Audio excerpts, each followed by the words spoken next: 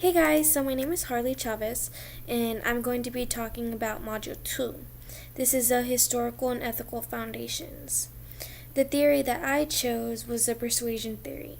This deals with the messages that change different attitudes of the receivers.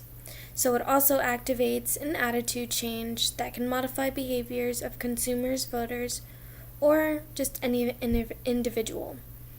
They use different experiments and surveys in order to find this information out. Usually, questionnaires are different examinations of relationships that they are getting from the different individuals. So, the way I experienced this in my life was the way I'm going to describe it in my professional life, because I work at Orange Theory Fitness. So usually you go in for your first class, and the first time is free.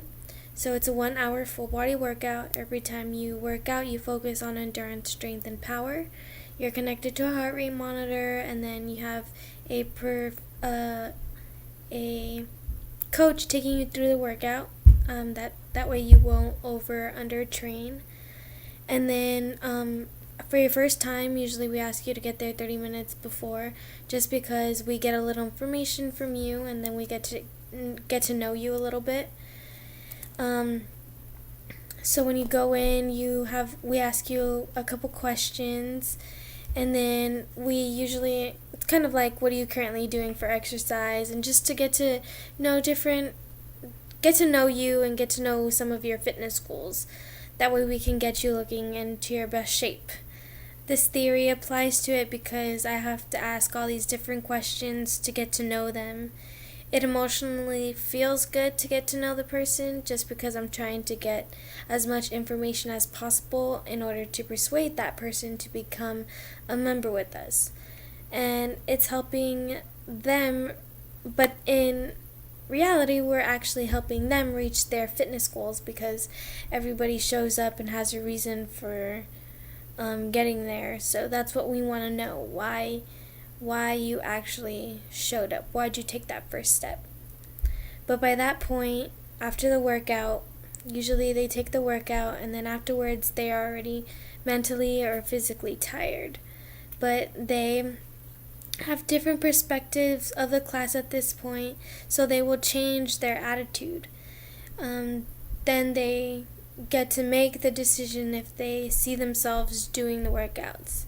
This is where we come in and try to find out what works best for them, if they can financially afford it, and if they can do their part in committing to showing up. We always say that's the hardest part, because you come in, you have a personal trainer taking you through the workout, and you already have a template. So all you have to do is show up and do the workout. Now that I have discussed my experience, I'm going to talk about some of the inferences that I learned during this intro process. Something I always learn and plays an emotional role in my personal life is that I really had to focus on why the client was there. Why were they taking that first step? What were some of their goals, and how much time and effort they were trying to put in for their fitness. So kind of like the 3 W's and how they were going to change it. So emotionally, I would find out that sometimes people were very unhappy with their bodies. And it really touches me sometimes when I get to motivate another person to live a longer life. It's just something people need to think about when they're thinking about their overall health, if they want to better their heart or prevent them from getting any type of disease or bacteria. I would use this theory in my personal life because it kind of hits home when it comes to my personal relationships. It helps me realize the little things and how I can change a conversation with just a simple question, just to help fix a situation or an argument, for example. But in conclusion, I created new meaning because I helped change my perspective and another perspective to help them with their overall health and fitness goals.